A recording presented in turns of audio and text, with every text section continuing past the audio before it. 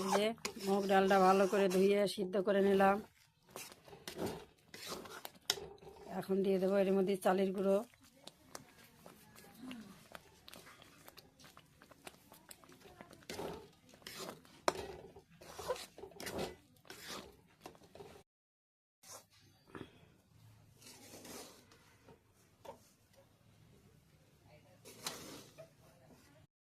খোলা হয়ে গেছে, এখন নামাই নেব।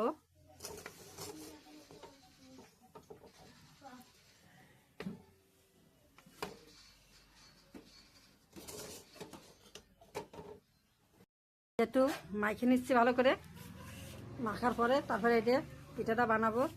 অনেকটা গরম আছে এখনো, বাবা।